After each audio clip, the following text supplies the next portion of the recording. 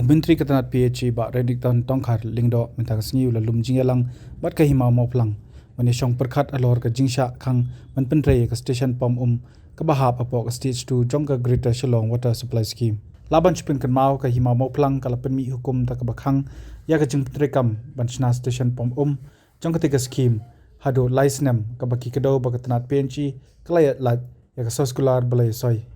haba crunch kilat pathai khubor ba redikton ulaong Bola Bthah iki officer katanat banstang banyet kilat kelinti ban pynskhem ya ki shispa khat arngut ki bana mauplang kum ki nongtrei pura ki bla sha thung menchua kum ki contract worker by alleging that the department has not responded to the agreement that is there with Mauplang, with Hima Mauplang,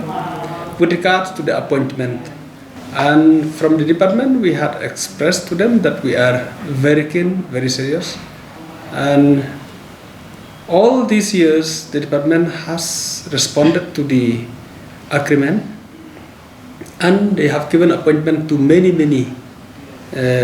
people of Mauplang itself. But about the regularization, yes, those staff joined prior to 1997, it has been regularized, but after that, of course, they work on contractual basis, so it has not been regularized. So that is the concern from the Mauplang, that they wanted that those people should be regularized, for which we are examining from the department, and we have decided in the meeting that we will see how many staff we can regularize to the maximum that we can. We will try, we'll examine the matter and we'll regularize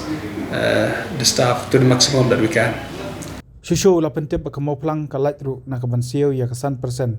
ka badai banlum na kishnong ki bayo hapo ka jal jivan mission. Since the agreement is there that the department would provide free drinking water supply to the people of Mauplang,